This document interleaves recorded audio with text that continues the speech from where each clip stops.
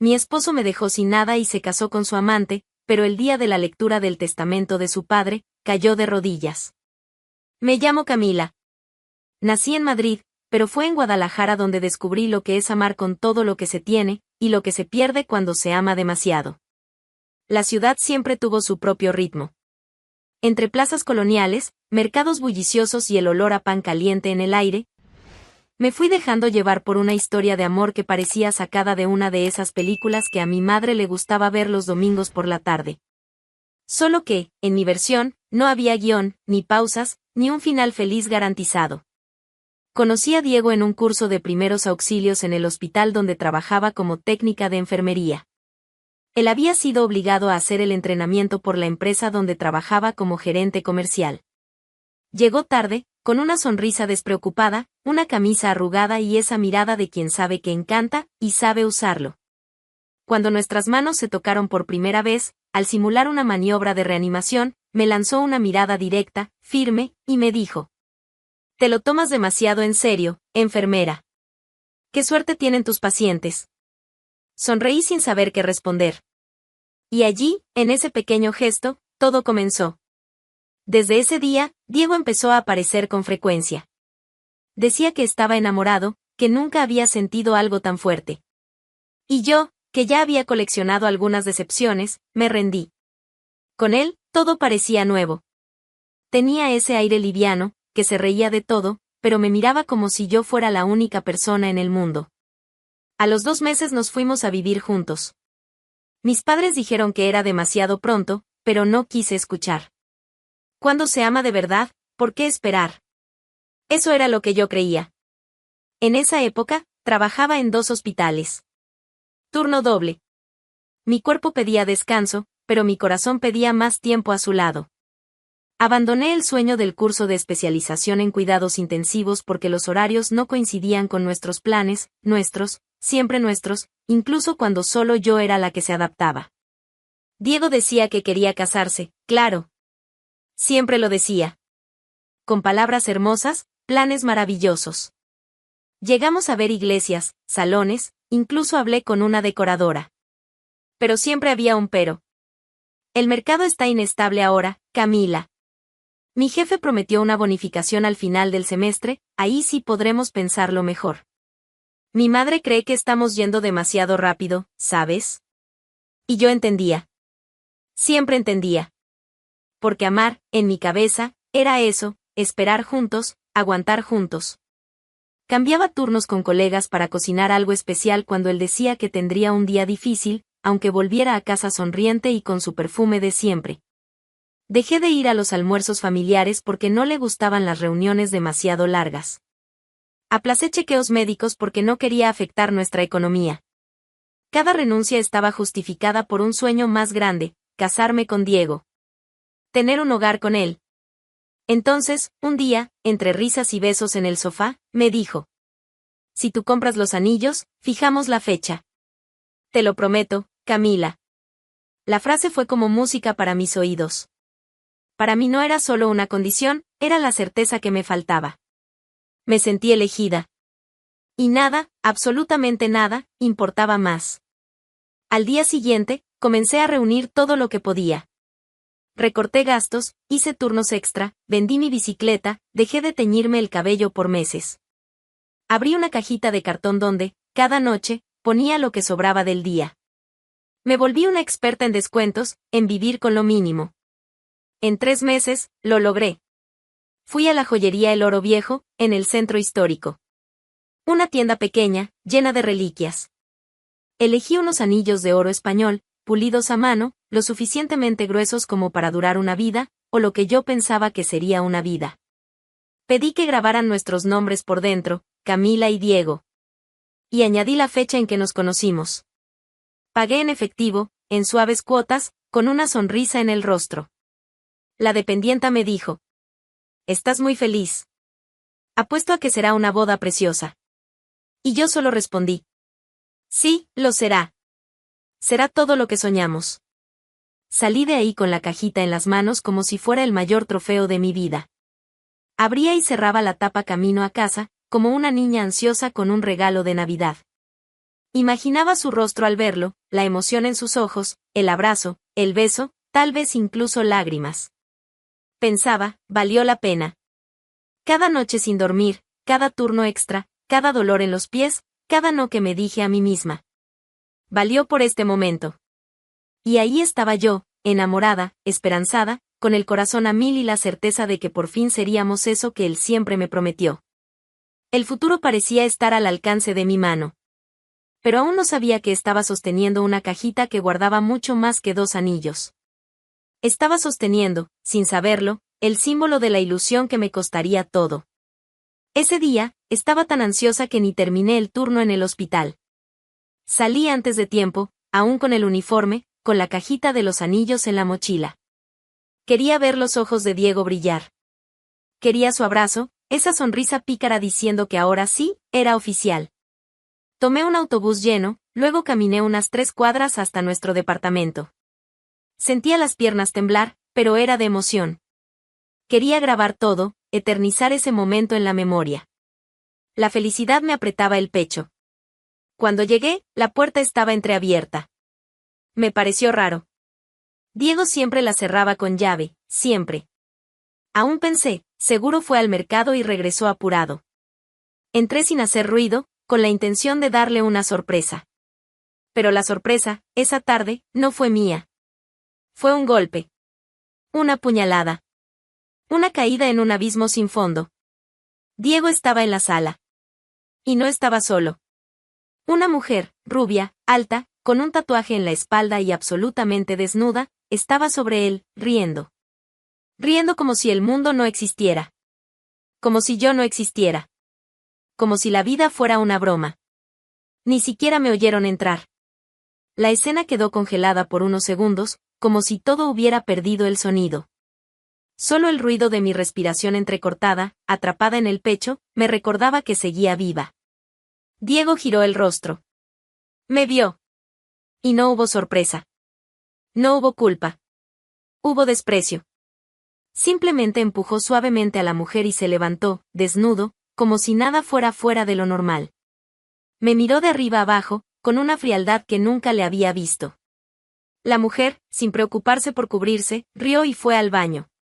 Y entonces lo dijo. Lo dijo. Eres patética, Camila, ¿de verdad pensaste que me iba a casar contigo? Mi cuerpo se congeló. Mi visión se nubló. Pero mis manos aún sostenían la cajita. Los anillos. Aún abierta. Tú dijiste que si yo compraba los anillos, que íbamos a fijar la fecha. Diego, yo.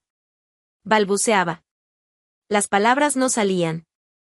Él cruzó los brazos, impaciente. Como si estuviera cansado de una obra de teatro que él mismo había dirigido.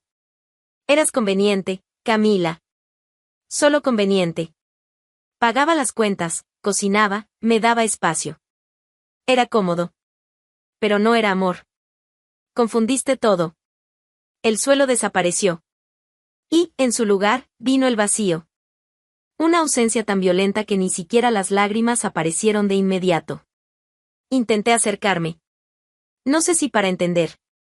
No sé si para gritar. Pero él extendió la mano, como diciendo basta. Sal. Vete. Ya no quiero esta payasada.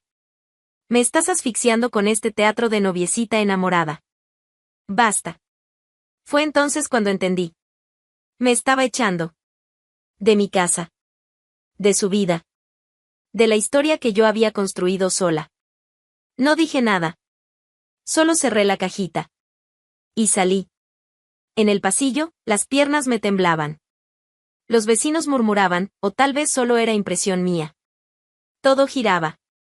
El cielo, las paredes, los recuerdos. Tomé un taxi. Me quedé en silencio. Miraba la ciudad por la ventana y todo se veía diferente. Como si el mundo entero hubiera cambiado en 15 minutos. Cuando llegué a casa de mi madre, ni siquiera toqué. Solo entré y me desplomé en el sofá. Ella vino corriendo, me abrazó, me hizo 1000 preguntas. Pero yo solo lloraba. Lloraba como si estuviera enterrando a alguien. ¿Por qué era eso? Estaba de luto. Gritaba. Le di todo, mamá, todo, y él se rió en mi cara. Mi madre intentó consolarme, pero no había consuelo. No había perdido a un hombre.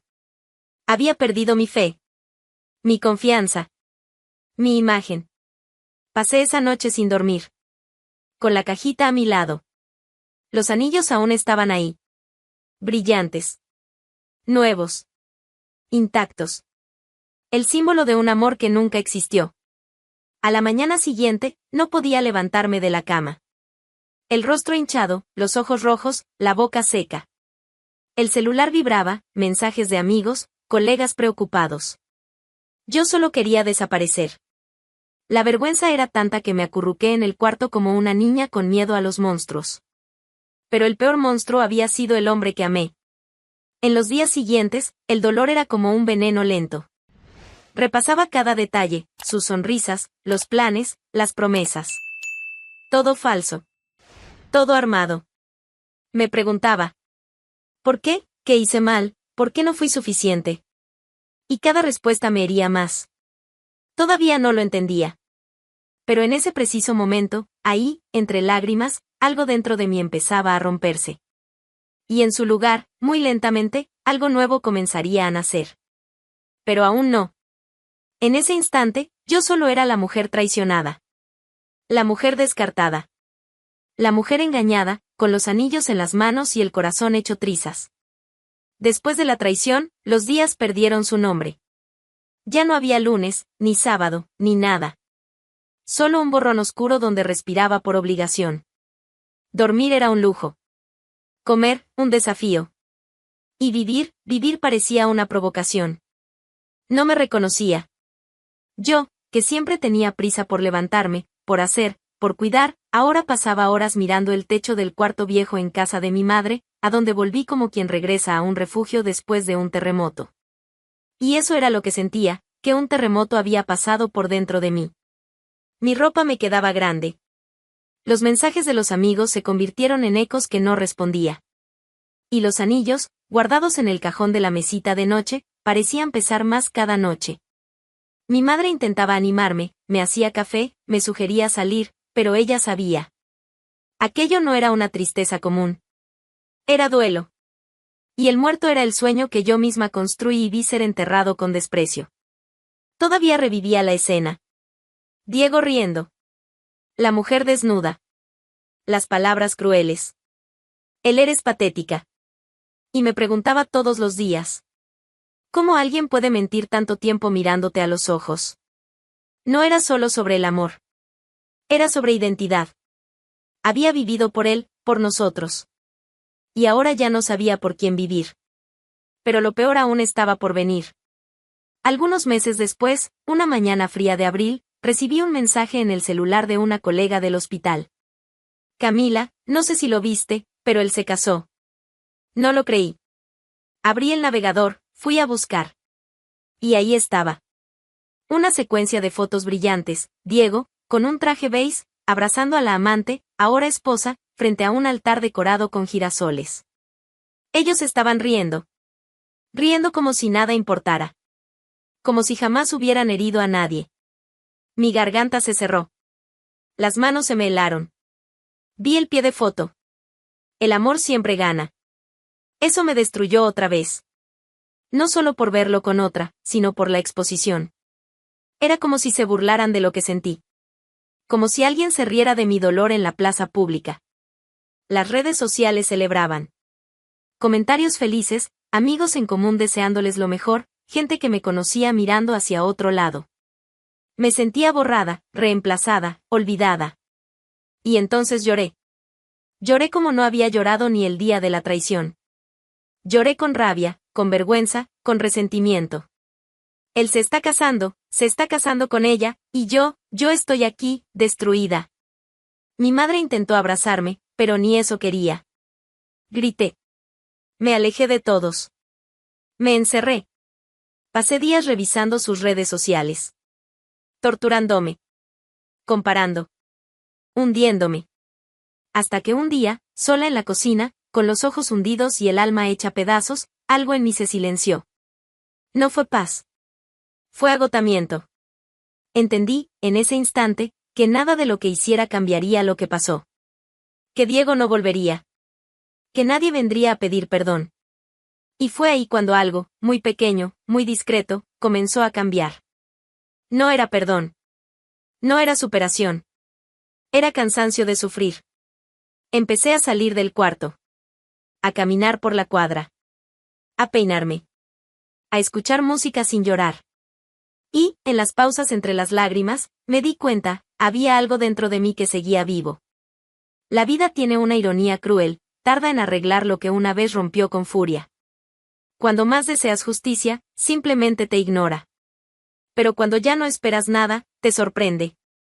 Estaba en casa, en ese silencio incómodo que solo los sobrevivientes conocen. Ya había retomado la rutina, no por superación, sino por necesidad. Dormía, comía, respiraba, respondía mensajes cortos. Fingir era más fácil que explicar. Fue una tarde de jueves, después de lavar algo de ropa, que mi madre entró a mi cuarto con el celular en la mano. Camila, es un abogado, dice que necesita hablar contigo. Algo sobre el padre de Diego. Mi cuerpo reaccionó como si hubiera escuchado un disparo. Diego. Ese nombre aún me atravesaba como una navaja. Respiré hondo y contesté. ¿Señorita Camila Reyes? Soy Julio Martel, abogado de la familia de la Vega. Le llamo para informarle que fue mencionada en el testamento de don Ernesto de la Vega. Su presencia es requerida en la lectura oficial. Debe haber algún error. No lo hay. El nombre fue registrado ante notario, y su citación es formal. La lectura será el próximo martes, a las 10 de la mañana. ¿Confirma su presencia? Confirmé, sin entender. Colgué y miré a mi madre. Ella frunció el ceño. ¿Qué podría querer ese hombre contigo? Yo también me lo preguntaba. Don Ernesto era el padre de Diego, un hombre austero, reservado, de voz baja y mirada siempre distante. Pero nunca me trató mal. Diferente de su hijo, él parecía observarme con un respeto silencioso. Recordé un día en especial, poco después de mudarme con Diego. Estábamos cenando en casa de sus padres, y mientras Diego hablaba demasiado, don Ernesto me observaba en silencio. Cuando nos quedamos solos en la cocina, me dijo: «Vales más de lo que imaginas. No dejes que te apaguen». En ese momento, me pareció extraño. Hoy, tenía más sentido que nunca. El martes, me vestí con la ropa más sobria que tenía. Pantalón negro, blusa de manga larga, el cabello recogido en un moño. Nada de maquillaje. Entré a la oficina donde se leería el testamento con el alma firme, pero el corazón en suspenso. La sala estaba llena. Familiares, primos, antiguos empleados. Y, claro, Diego, sentado de la mano con la mujer con la que me engañó, ahora su esposa oficial. Me lanzó una mirada de burla, y ella una sonrisa torcida, como diciendo: ¿qué haces aquí? Ignoré. Me senté. Esperé. El abogado, con sus gafas de montura fina y voz controlada, comenzó la lectura. Bienes distribuidos entre hermanos, propiedades destinadas a los sobrinos, una bodega heredada por un primo lejano. La tensión era densa, todos querían oír su nombre. Entonces, llegó el final. Y por último, a la señorita Camila Reyes. Un silencio cortante se apoderó de la sala. Diego se acomodó en la silla. Su esposa le apretó la mano con fuerza. El abogado continuó. Le dejo la mayor parte de mis activos bancarios, acciones en empresas familiares y propiedades en Salamanca y Cádiz. Esta decisión fue tomada tras profunda reflexión sobre el carácter, la lealtad y la integridad. Camila demostró valores que trascienden la sangre. En un mundo de apariencias, ella permaneció honesta. Es lo mínimo que puedo dejar a alguien que, aun fuera de nuestro apellido, supo honrar lo que es correcto. La sala explotó. No. Diego se levantó golpeando la mesa. Esto es una farsa, ella no es nada para él, era solo una ex, esto es imposible. El abogado no pestañeó. La firma del señor Ernesto está autenticada. El testamento fue registrado en 3 copias, leído en vida ante testigos. Es legal. E irrevocable. La esposa de Diego intentaba calmarlo, avergonzada por el escándalo. Pero él temblaba. Me miraba como si yo hubiera robado algo que creía suyo por derecho. Solo que, en ese instante, no sentí culpa. No me encogí. Supe, por primera vez, que algo había sido reconocido. No por lástima, sino por justicia. Me levanté, sin decir una palabra, y salí de la sala. No quería discutir, no quería saborear la victoria. Solo quería silencio. Afuera, el viento soplaba fuerte. Entré en un taxi, apoyé la cabeza en el vidrio y cerré los ojos. Las lágrimas llegaron. Pero eran otras lágrimas.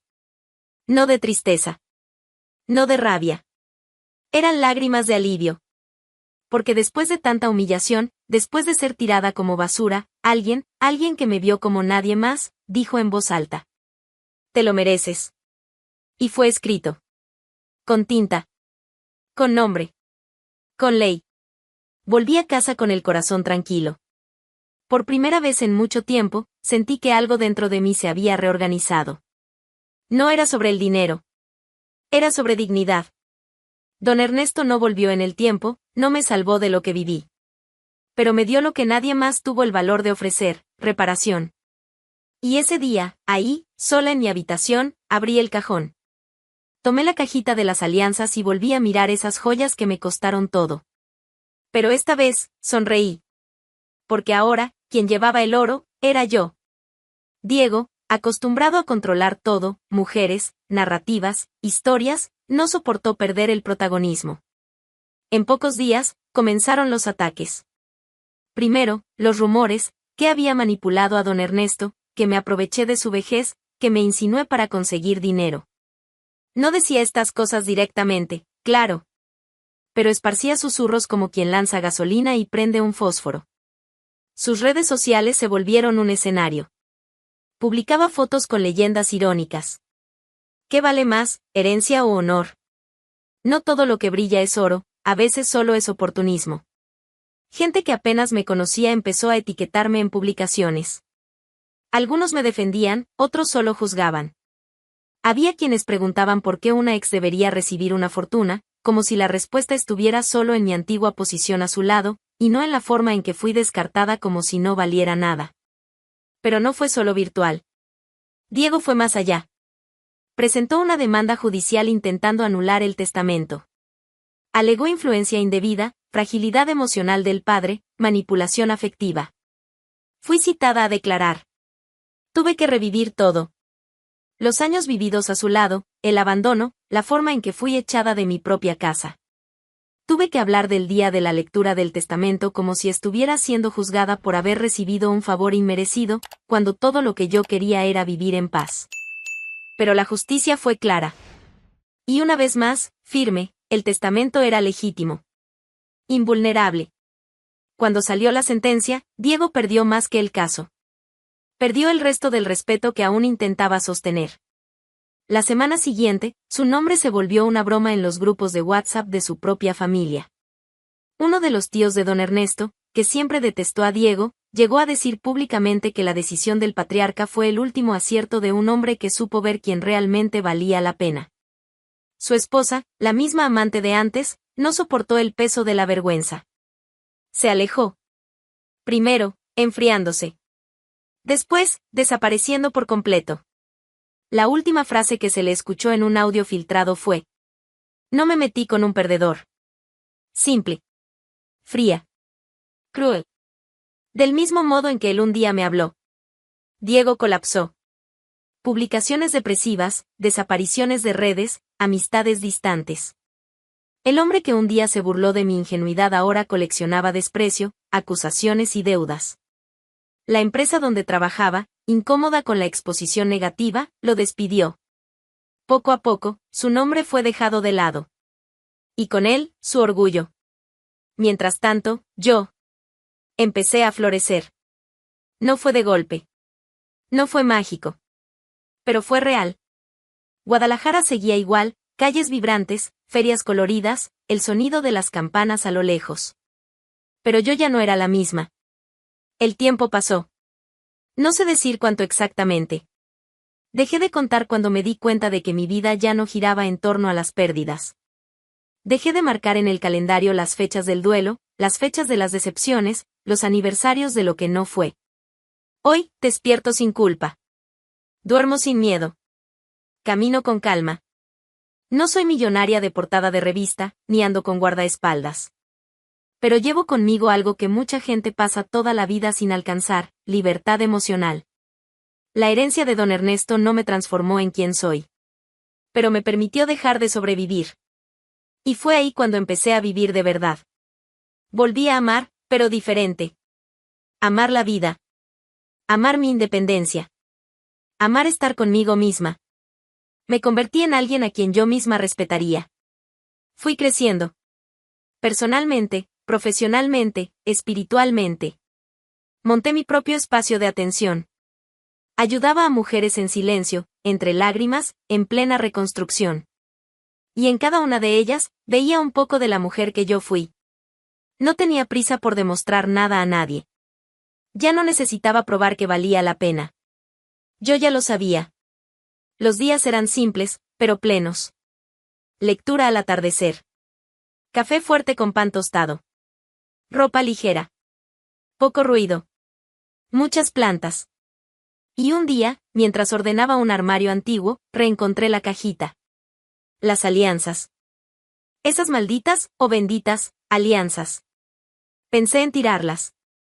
Pensé en venderlas. Pero no hice ninguna de las dos cosas. Solo abrí la tapa lentamente y miré el brillo del oro. Aún estaban bonitas. Nuevas. Intactas. Como si el tiempo no hubiera pasado para ellas.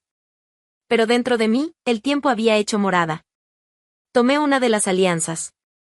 Recordé todo. El comienzo, la esperanza, la vergüenza, la humillación. Recordé a la mujer que fui, ansiosa por amor, por validación, por un matrimonio que nunca existió de verdad. Y entonces sonreí. Una sonrisa sin dolor. Cerré la cajita y la guardé al fondo del cajón, ya no como recuerdo de un fracaso, sino como un recordatorio silencioso de cuanto ya había caminado. Esa alianza ya no simbolizaba un nosotros que no prosperó. Simbolizaba la promesa que me hice a mí misma, nunca más anularme por nadie. Hoy, cuando camino por las calles de la ciudad, la gente me saluda con respeto. Algunas personas incluso se detienen a preguntarme cómo fue que logré pasar página. Yo sonrío y digo: un día, el dolor deja de gritar.